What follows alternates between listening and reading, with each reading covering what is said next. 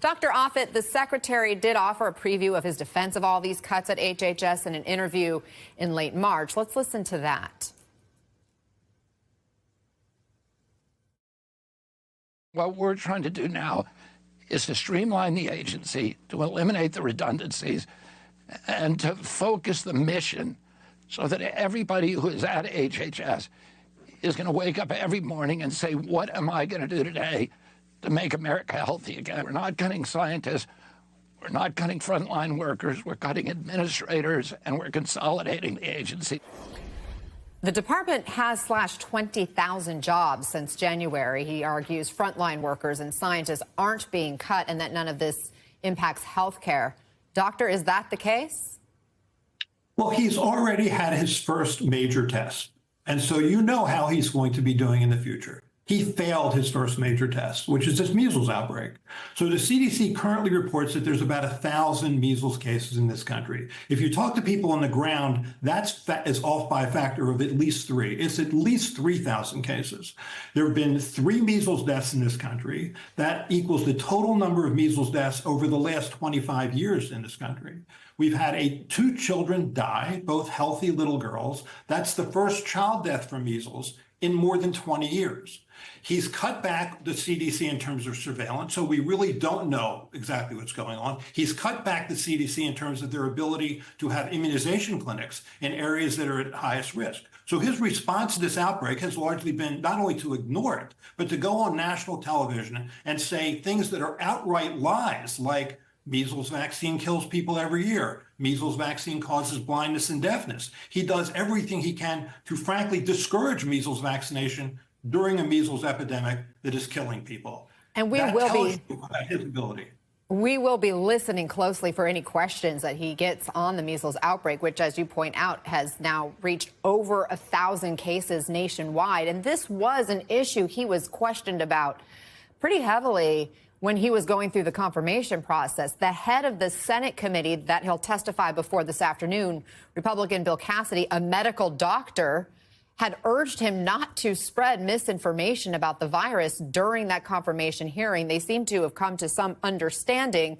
But what does that tell you about how Secretary Kennedy sees his role in this administration and whether he feels he, should keep his word to these lawmakers?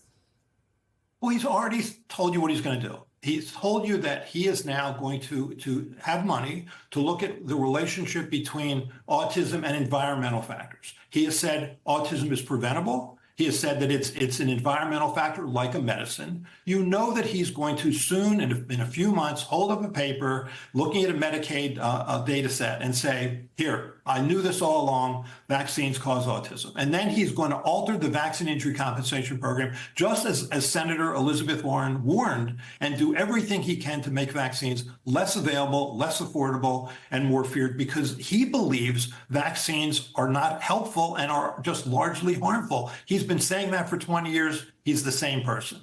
In addition to some of the misinformation, in addition to cutting positions, HHS has also cut research programs around the country on a slew of different topics and medical needs. Where does that leave us in the future? I think it leaves us less informed and at a greater risk. And not only that, he's cutting a lot of the programs that he says he's interested in, like diabetes research, for example, or Alzheimer's research. I mean, he talks about chronic disease as being important to him, yet he cuts programs that are looking at the cause or causes of those chronic diseases. He also ignores the 20 years of research on autism and proceeds to say it's a preventable disease when all the evidence is that, for the most part, you're likely born with autism, because he has his own fixed, immutable beliefs that he is now going to sort of take data and shoehorn it into that belief. I sense you're frustrated. I sense you are worried. That understates it. I think we have a head of Health and Human Services who is going to make us less healthy. And as a pediatrician, it's really hard to watch this. I was talking to a pediatrician the other day, and she says, it's never been harder for me. There's always been sort of anti-vaccine notion among some patients, she says, but now they feel more emboldened than ever before because they have somebody who's the head of HHS who basically supports their point of view. Before I let you go quickly, Dr. Offit, earlier this week, Secretary Kennedy posted a picture of himself swimming in a creek with high levels of bacteria. This is in Washington, D.C. What do you make of that? Well, if you look at his book, The Real Anthony Fauci, he says he doesn't believe in the germ theory. The specific germs cause specific diseases. So if you don't believe that, then I guess you can go swimming in an area that's loaded with bacteria. Dr. Paul Offit, I always appreciate your guidance and expertise. Thank you for joining us and sharing your thoughts on all these matters. Appreciate it. Thank you.